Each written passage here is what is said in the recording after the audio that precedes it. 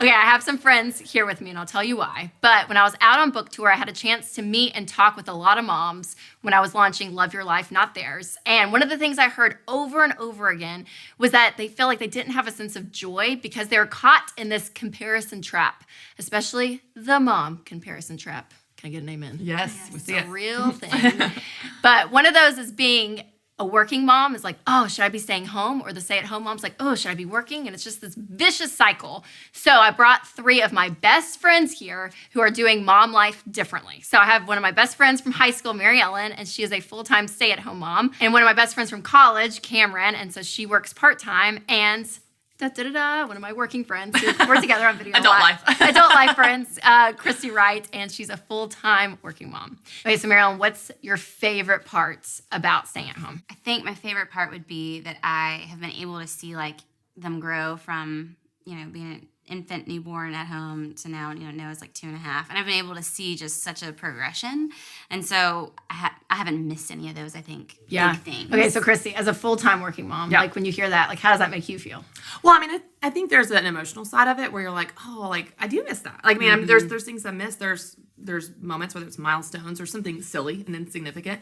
But I think in life, the practical side of it is you can't be everywhere. So finding joy wherever you are, whether that's at home full-time or, working full-time or somewhere in between, has helped me cope with that because it's real. Because it's hard. You can't be everywhere. But I love that because it is. It's such an advantage, though. Seriously, it's such a gift to be able to have that. So, Cameron, for you were full-time stay-at-home, and then you decided to do something part-time just kind of recently, I guess. So tell me about that transition for you. Okay, so I had my 2 girls really close together. And how close together? So they're 16 months apart. Very close together. I can't imagine. Been there. You do. Yeah, he did. It's hard. Right. As time progressed, we realized I needed 2 pairs of shoes and I needed 2 fall wardrobes for them. And car seats. And car seats. Like how expensive. Everything. Car seats, everything. And food. They start eating more food. And in that time, I found out I was pregnant with my 3rd. And we realized, we need a bigger car. Just things like that are real necessities when you're a growing family. Yeah. And so Paul and I were talking, and we kind of decided that if I could bring in X amount of dollars a month, and it wasn't an unattainable amount, but if I could do that, then we would have a little more cushion in our budget. Yeah. Meanwhile, I've always had this passion and love for photography that I kind of wanted to see if I could make it something. But insecurity always took over. The comparison game truly was what kept me from wanting to jump into this business. And what, from social media or people's photography websites that you'd see and you're like, it was majority social media, honestly. So I started real small, and over the course of 2.5 years, it has turned into this big business. And I dedicate time every single day to it. With every mom, and y'all can probably attest to this, that every mom's a working mom, right? Mm-hmm. It's whether you're at home or you're out of home, you're constantly working. So for you being home full time, do you have the feeling like the grass is greener on the other side? Do you ever have this itch to say oh my gosh, I wish I was working? Well, yeah, and I have friends like you that I feel balance the working life and not being a stay-at-home mom so well. So sometimes I'm like, man, maybe that would be a great thing to try one day or anything, something like that. But I would say, the grass is always greener on the other side. If I traded it, would I regret that? And totally. I think God has you where you're supposed to be. Okay, Christy. Yes. Full-time working mom. Okay. Yeah. Did you always know you wanted to work? No, it's funny you say that because I think I would have guessed yes. Okay, well, I thought you would say yes. Growing up, whatever you grow up with is kind of your normal, right? As a child, as a 5-year-old, 10-year-old, whatever. Yeah. That's kind of what you expect out of life. And I had a mom that worked full time because she was a single mom. So that's all I saw was a working mom.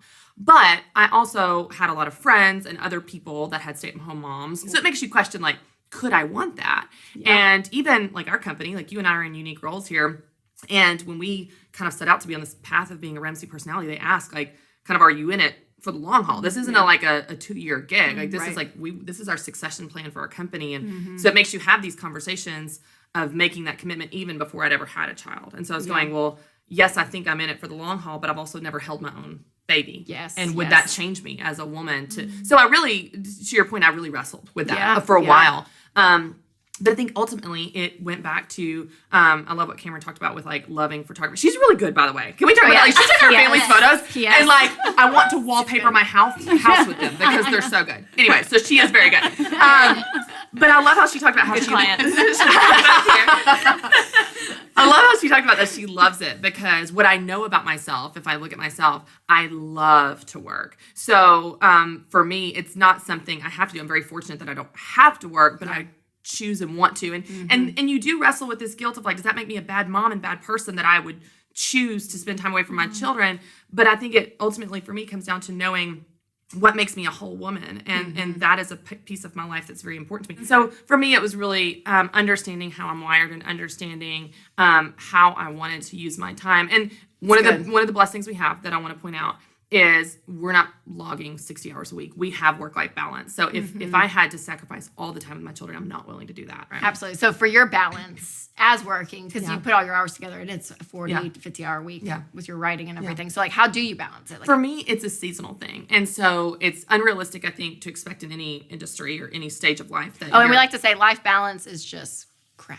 I don't know if we can say crap on the show, but we're saying it because it's not true. There's not going to be this 50-50 split. You're not going to have like perfect spiritual time and physical time and family time and work time. Like it's just not going to happen on a day-to-day basis. No. And I talk about this all the time. Like even when I speak on this, I'm like, it's not doing everything for an equal amount of time. It's about doing the right things at the right time. Yeah. And then obviously I have a lot of help. Like my husband is such a supportive, I could never have done what I do with my work if he didn't help me at home. And so it really is a partnership and team in that sense. Amen to good husbands. Yeah. We love you. Yeah. I love you for watching. That's so good. Okay, so one thing that I feel like a lot of moms talk about and something that I hear that I feel like can kind of be overrated these days, but it's just still a true emotion that moms have is mom guilt. So my question to you guys is like, do you have that?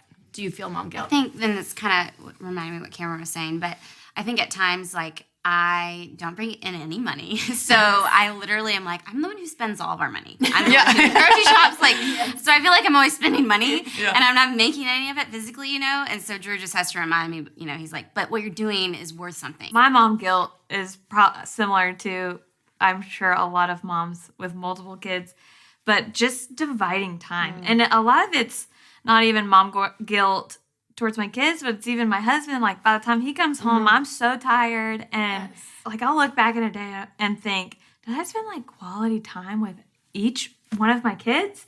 And a lot of days it's no. And I do think there's grace for that, and it sounds like we all have awesome husbands. Because Paul is really good at reassuring me that like I'm doing my best. Okay, so what is the best what's the best piece of advice that either you heard before kids or even during kids that you could give moms? I know for me, I'll say that I had a mom tell me to each its own. And like, you have to remember that. And I think we joked about this even when I was registering, when we were registering for stuff. It's like, you got that stroller? Oh, no, you need this stroller. You got that car seat? Oh, no, did you register there? Don't register there. You need to register here. And it's like, oh, my dear goodness. Like, it's just like all this decisions. And that's just even before the baby comes. Right. And so whether it's, you know, nursing or bottle feeding or sleep training or not, like whatever it is, to each its own. And you kind of have to like bite your tongue, I'm sure, at times. But like, that's what someone gave me. And I was like, I love that. Because it kind of gives the freedom to like love whoever's in front of you where they are, because it's what they chose. It's the way they chose to do motherhood. Yeah. So that's the piece of advice I loved. I love it. A lot of my girlfriends have talked about this, and they're always saying something to the effect of, you're doing better than you think. And it really is just full of grace, because even when you guys were talking about mom guilt, you know, I teach on this, and I still struggle with it, because we always teach on what we struggle with, right? Like I don't talk about it because I'm perfect at it. I talk about it because it's a daily struggle. But I feel like for me, a lot of the guilt comes from focusing on where I'm not. So the opposite would also be true. Like just being proud of what you did do, being proud of how you did get through that day, or, you know, the contribution you made to your family versus, oh, I didn't do this or this. I didn't get to this part of the checklist. And so, as my friend Ruthie, who you actually know, she was like, you're doing better than you think. So always focusing on like, here's what I did do. I may not have gotten to these things. There may be piles of laundry. I may not have brought any money or not, you know, whatever. But here's what I did do. And being proud of that. And it just gives you that grace to relax into that, you know. That's good. Yeah. That's really good. I am typically a people pleaser, and so I take a lot of what my friends are doing and think, oh, should I be doing that? Should I be doing kind of what you're saying? Yes. And about a year and a half ago, I had a really wise mentor just say, you've got to put your blinders on. And what other people doing, if it looks different for you, isn't wrong. They're not doing it wrong.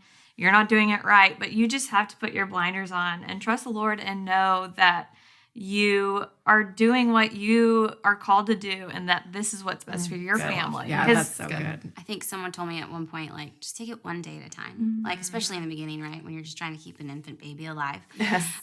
So just one day at a time. And then trust your mother's intuition, right? Like, trust yourself in the decisions you're going to make because that's what you have to do. Be confident in that. So good. Oh, well, thanks, you guys. Thanks for coming. I love it. Because there's all different perspectives, and you moms watching, you're all in different roles, and you're in different stages of life. And so hopefully you found some of this helpful, and hopefully you have some great girlfriends like I do. Yeah. So, thanks, you guys. My wife's a mother of 6 children. We hope that we do a good job making her feel special. Oh, I just love having my friends on. I wish they were with me every day at work. It's just so fun. So whether you're a stay-at-home mom or a working mom, here are 4 things that every mom needs to do. Number 1, find a group of girlfriends. You guys, find a group like what I have. It's so important. And listen, your situations may be different, but make sure your values are the same. Number 2, keep a gratitude journal.